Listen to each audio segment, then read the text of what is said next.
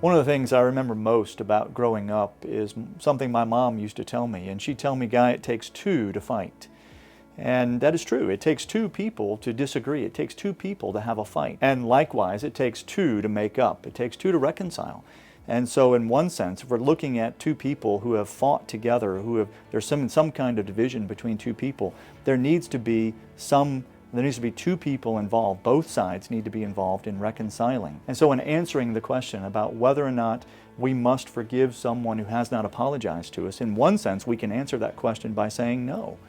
Because that person, in order for real restoration or real reconciliation to happen, that apology must happen. Both sides have to want that reconciliation to happen before there can be true reconciliation. The other side of that is we don't want to harbor bitterness, and we don't want to harbor anger even when someone doesn't ask for our forgiveness or doesn't come and apologize for whatever it is they've done to us to offend us.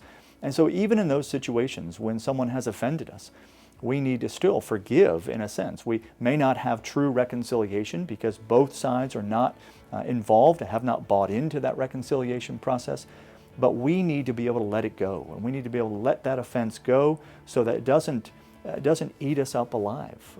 That bitterness and that anger and that frustration doesn't just consume us.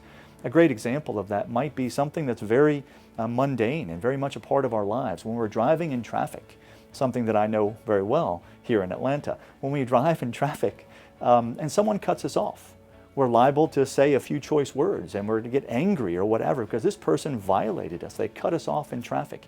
And yet rather than letting that go, what we oftentimes do is we allow that to stay with us, and that anger can eat us up, and we carry that anger into the office, and we come in and we're in a bad mood for the rest of the day because we've not let that go. That person hasn't apologized. There can't be reconciliation in that sense. But there can be forgiveness in the sense that I let what this person has done, I let it go. I don't let it affect the way that I live the rest of my life. I don't let it affect the way I see even that person. I don't let it affect the way I interact with others. We must never hold on to the wrongs that someone has committed against us, and rather be willing to give those over to the Lord. The Lord says that vengeance is His, and He will repay. And each one of us needs to be able to give over whatever has happened in our lives to the Lord and let Him make right of all wrongs in our lives.